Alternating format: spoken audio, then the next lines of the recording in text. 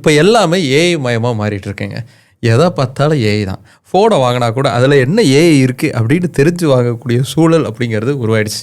முன்னாடிலாம் ஏதாவது ஒரு ஊருக்கு புதுசாக போகிறாங்க அப்படின்னா அவங்க அந்த ஊருக்காரங்க கிட்ட கேட்பாங்க, இந்த தெருவுக்கு எப்படி போனோம், இந்த வீட்டுக்கு எப்படி போனோம் அப்படின்னு கேட்டு கேட்டு வழியை தேடி தேடி போகிற வழக்கம் அப்படிங்கிறது இருந்துச்சு.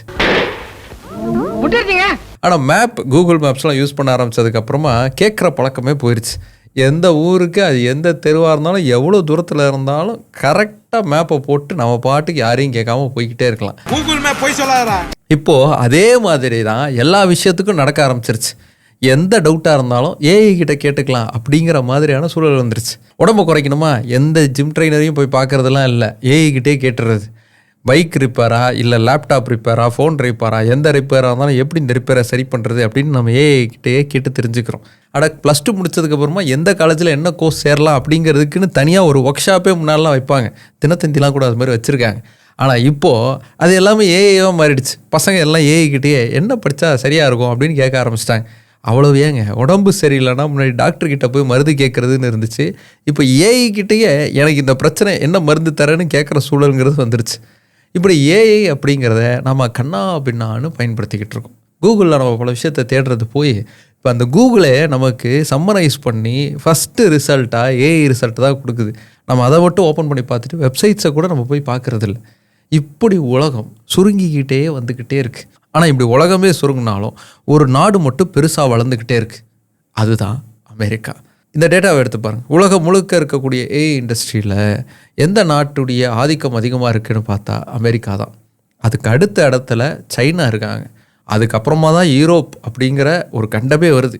எப்படி அமெரிக்கா இந்த அளவுக்கு ஆதிக்கம் செலுத்துகிறாங்க அப்படின்னா, நம்ம பயன்படுத்தக்கூடிய பல ஏஐ டூல்ஸ் இருக்கு இல்லையா, அதோட ஓனர்ஸ்லாம் யாருன்னு பார்த்தா அது அமெரிக்க நிறுவனங்களாக தான் இருக்குது. கிளாட் யூஸ் பண்ணிகிட்டு இருக்கீங்களா, அது ஆந்த்ரோபிக்கோடது.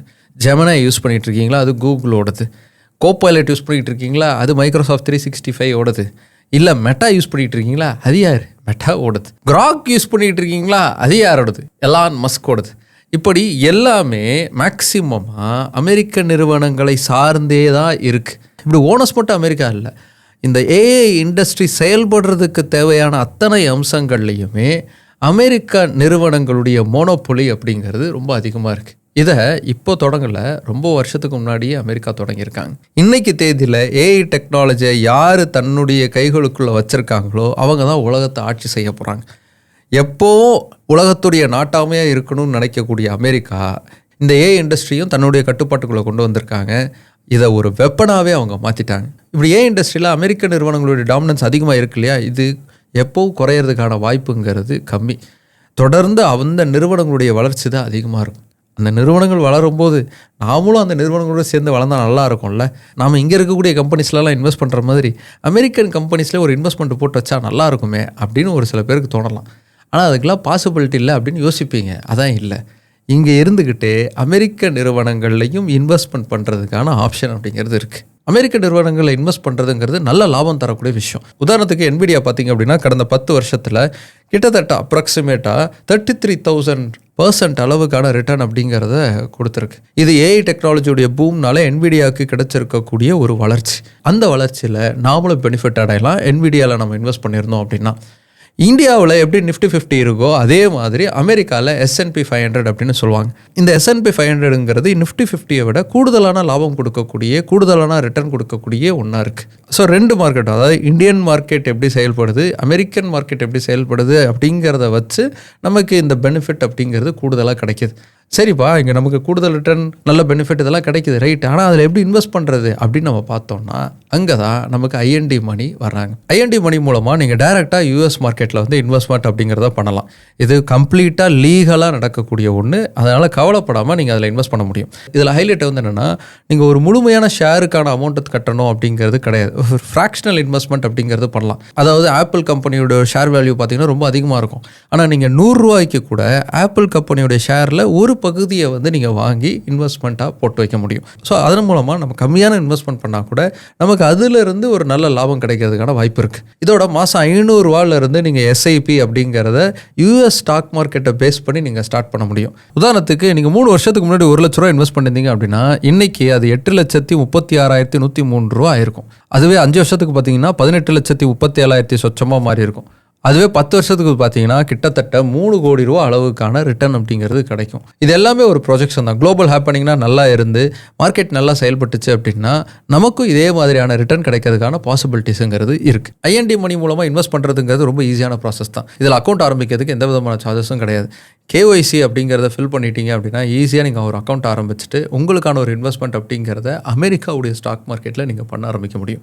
அது மட்டும் இல்லை, நீங்கள் போட்டிருக்கக்கூடிய இன்வெஸ்ட்மெண்ட்லாம் எப்படி இருக்குது, எப்படி செயல்பட்டு இருக்கு, எந்த அளவுக்கு ரிட்டர்ன் வருது அப்படிங்கிறதான் தெரிஞ்சுக்கிறதுக்கான ஈஸியான யூசர் இன்டர்ஃபேஸ் அப்படிங்கிறதும் இவங்களுடைய டேஷ்போர்டில் இருக்குது. அது நமக்கு இன்னும் கூடுதலான இன்ஃபர்மேஷன் அப்படிங்கிறத தரும். அது நமக்கு பெனிஃபிட்டாகவும் இருக்கும். இப்படி இவ்வளோ பெனிஃபிட்ஸோட யூஎஸ் மார்க்கெட்டில் இன்வெஸ்ட் பண்ணி நல்ல லாபம் பார்க்கறதுக்கான ஒரு வாய்ப்புங்கிறது ஐஎன்டி மணி மூலமாக நமக்கு கிடைக்கிது. அதுக்கான லிங்க் அப்படிங்கிறத டிஸ்கிரிப்ஷன் லிங்க் கமெண்ட்லேயும் பிட் பண்ணியிருக்கேன். முழுசாக அதை பற்றின டீட்டெயில்ஸை கம்ப்ளீட்டாக படித்து தெரிஞ்சுக்கோங்க. அக்கௌண்ட் ஒன்று ஆரம்பித்து உங்களுடைய இன்வெஸ்ட்மெண்ட் அப்படிங்கிறத ஸ்டார்ட் பண்ணிவிடுங்க.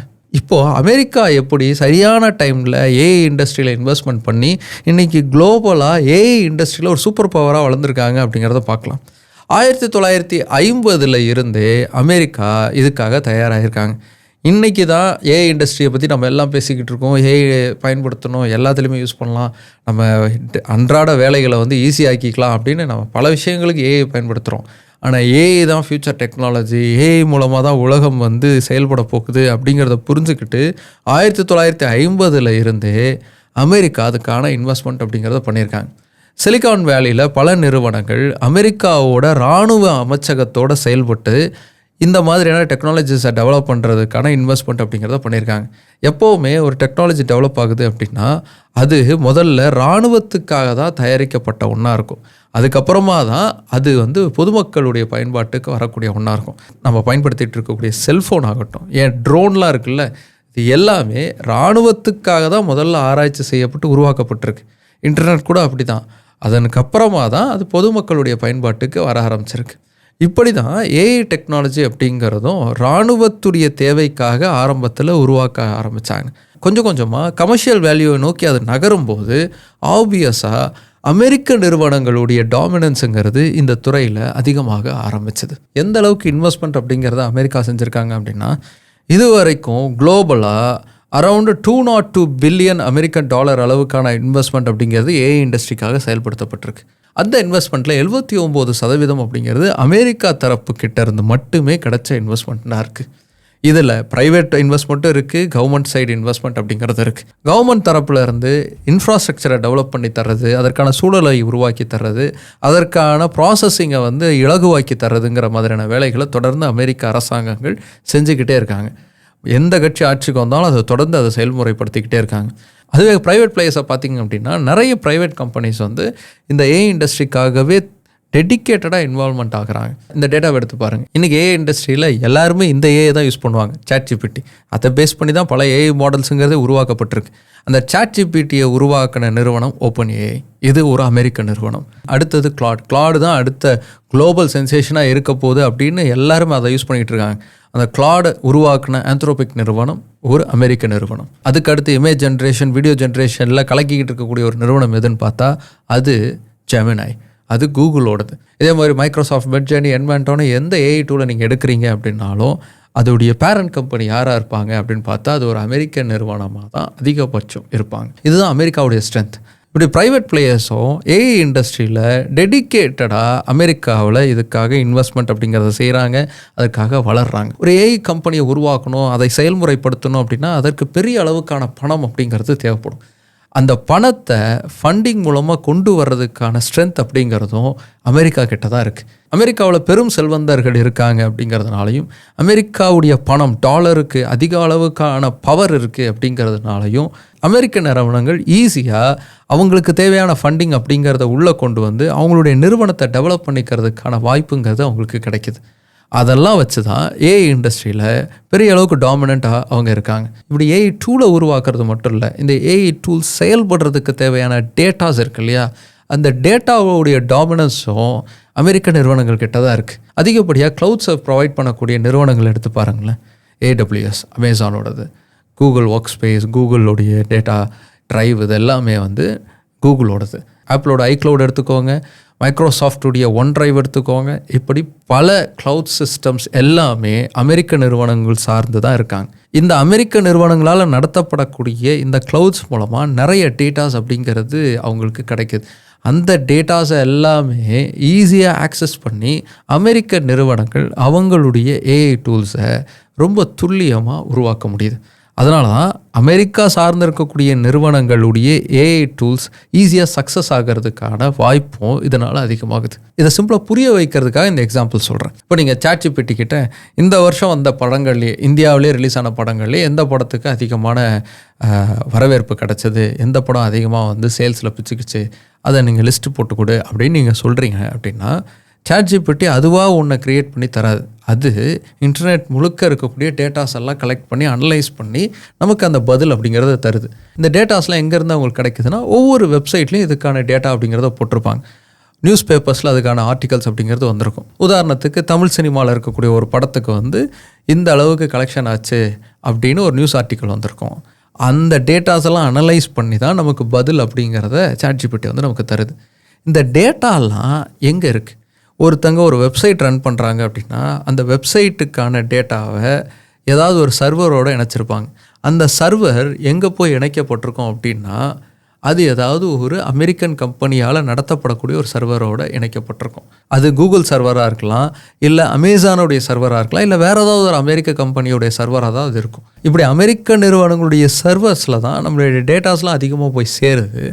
அது இந்த AI கம்பெனிஸுக்கு ரொம்ப யூஸ்ஃபுல்லாக இருக்குது. இது நம்மளுடைய டேட்டாவெல்லாம் லீக் ஆன மாதிரி ஆகிடாதா, நம்மளோட டேட்டாவை வந்து அவங்க திருடுறாங்கன்னு ஆகாதா அப்படின்னா ஆமாம், அது ஒரு வகையில் அது திருடப்படுது. இன்னும் அஃபிஷியலாக நம்மக்கிட்ட தான் திருடுறாங்கங்கிறதே தெரியாத மாதிரி அந்த சிஸ்டம் அப்படிங்கிறது செயல்பட்டுருக்கு. பொது வெளியில் இருக்கக்கூடிய டேட்டாஸை மட்டும் எடுத்து தான் AI செயல்படுத்திக்கிட்டு இருக்கு அப்படிங்கிறத மட்டும் முழுசாக நம்ம நம்பிட முடியாது. அண்டர் லேயரில் கண்டிப்பாக டேட்டா லீக்ஸ் அப்படிங்கிறது இருக்கலாம். அது இன்னும் முழுமையான இன்வெஸ்டிகேஷன்லாம் நடக்கிறதுக்கான காலம் அப்படிங்கிறது வரும். அடுத்து இன்னொரு முக்கியமான மேட்டருக்கு வரும். இந்த க்ளவுட் சர்வீசஸ் மட்டும் AI டூல்ஸ் வெற்றிகரமாக செயல்படுறதுக்கு காரணம் இல்லைங்க, இன்னொரு முக்கியமான ஒன்று இருக்குது, அதான் AI சிப்ஸ். இந்த AI சிப்ஸ் தான் இந்த AI டெக்னாலஜிக்கான பிரெயின்ஸ். ஒவ்வொரு கம்பெனியும் ஒவ்வொரு விதமான AI சிப்ஸ் அப்படிங்கிறத பயன்படுத்திக்கிட்டு இருக்காங்க. இந்த AI சிப்ஸ் எல்லாம் ப்ரொவைட் பண்ணக்கூடிய, உருவாக்கி தரக்கூடிய கம்பெனிஸில் யார் டாமினண்ட்டாக இருக்காங்கன்னு பார்த்தீங்கன்னா அதுவும் அமெரிக்க நிறுவனங்கள் தான். இன்றைக்கி தேதிக்கு மிகப்பெரிய அளவுக்கு AI சிப்ஸை தயாரிக்கிறதுல டாமினண்ட்டாக இருக்கக்கூடிய ஒரு கம்பெனி எது அப்படின்னா அது NVIDIA. அது ஒரு அமெரிக்க நிறுவனம். அதுக்கு அடுத்து AMD வராங்க, அதுக்கப்புறம் இன்டெல் வராங்க. இவங்க எல்லாருமே அமெரிக்க நிறுவனங்களாக தான் இருக்காங்க. இப்படி AI இண்டஸ்ட்ரிக்கான பல முக்கியமான அம்சங்கள் எல்லாமே அமெரிக்க நிறுவனங்களாக இருக்கிறதுனால அமெரிக்காவுக்கு அது கூடுதல் பலமாக மாறுது. பெரிய அளவுக்கான ஃபினான்ஷியல் பெனிஃபிட்டுங்கிறது அமெரிக்காவுக்கு AI இண்டஸ்ட்ரியிலேருந்து டேரெக்டாக கிடைக்கல. அதாவது நம்ம சப்ஸ்கிரிப்ஷன்லாம் கட்டுறோம் இல்லையா, கிளாட் யூஸ் பண்ணுறதுக்கு சப்ஸ்கிரைப் பண்ணுறோம், ஜெமினி யூஸ் பண்ணுறதுக்கு சப்ஸ்கிரைப் பண்ணுறோம். அந்த சப்ஸ்கிரிப்ஷன்லேருந்து அமெரிக்காவுக்கு பெரிய அளவுக்கு பணம் கிடைக்கிது அப்படின்னு நம்ம எடுத்துக்க முடியாது. அமெரிக்காவுக்கு அதுலேருந்து ஒரு வருமானம் கிடைக்கிது தான். ஆனால் இன்றைக்கு வரைக்கும் AI இண்டஸ்ட்ரீஸில் இருக்கக்கூடிய அமெரிக்கன் கம்பெனிஸ் இருக்காங்க இல்லையா, அவங்க பண்ணியிருக்கக்கூடிய இன்வெஸ்ட்மெண்ட்டுக்கு ஏற்ற அளவுக்கான லாபம் அப்படிங்கிறது அவங்களுக்கு கிடைக்கல. இன்றைக்கும் அவங்க நஷ்டத்தில் தான் செயல்பட்டுக்கிட்டு இருக்காங்க. அது லாபமாக மாறுறதுக்கான காலங்கிறது இன்னும் கொஞ்சம் காலம் கழிச்சு தான் வரும். அப்போ அமெரிக்காவுக்கு எதிலிருந்து இதில் லாபம் கிடைக்கிது அப்படின்னா ஜியோ பொலிட்டிக்கலாக அவங்களுடைய பவருங்கிறது இதிலிருந்து அதிகமாகுது. அவங்க தான் உலகம் எப்படி செயல்படணும் அப்படிங்கிறத தீர்மானிக்கக்கூடிய இடத்துக்கு நகர்றாங்க. முன்னாடி பெட்ரோ டாலரை வச்சு அந்த கண்ட்ரோல் அப்படிங்கிறத அவங்க பண்ணாங்க, மிலிட்ரி பவரை வச்சு அந்த கண்ட்ரோல் அப்படிங்கிறத பண்ணாங்க. இப்போ மிலிட்ரி பவரை கடந்து AI பவர், AI டாமினன்ஸை வச்சோம் அதே மாதிரியான ஒரு விஷயத்த அவங்க பண்ணுறாங்க. இப்படி AI இண்டஸ்ட்ரியில் அவங்க டாமினண்ட்டாக இருக்கிறதுனால இன்றைக்கி உலகம் முழுக்க AI சார்ந்தே எல்லா விஷயங்களும் மாறிக்கிட்டு இருக்கு. அப்படிங்கிறதுனால அந்தந்த நாடுகளுடைய பொருளாதார நிலைமையையே தீர்மானிக்கக்கூடிய ஒரு இடத்துக்கு அமெரிக்கா நகர்ந்துக்கிட்டு இருக்காங்க. இதை புரிஞ்சுக்கிறதுக்கு ஒரு எக்ஸாம்பிளோட பார்ப்போமே. இந்தியாவில் இருக்கக்கூடிய பெரும்பான்மையான நிறுவனங்கள் வந்து ChatGPT பேஸ் பண்ணி AI டூல்ஸ், அவங்களுக்கான AI டூல்ஸ் எல்லாம் உருவாக்கி ரன் பண்ணிக்கிட்டு இருக்காங்க. உதாரணத்துக்கு ஒரு டீ ஃபேக்ட்ரி வந்து அவங்களுடைய டீ மேக்கிங் ப்ராசஸை வந்து AI சார்ந்து மாற்றிருக்காங்க. அது ChatGPT பேஸாக வச்சு உருவாக்கப்பட்டிருக்கு, அப்படியே நடந்துக்கிட்டு இருக்கு.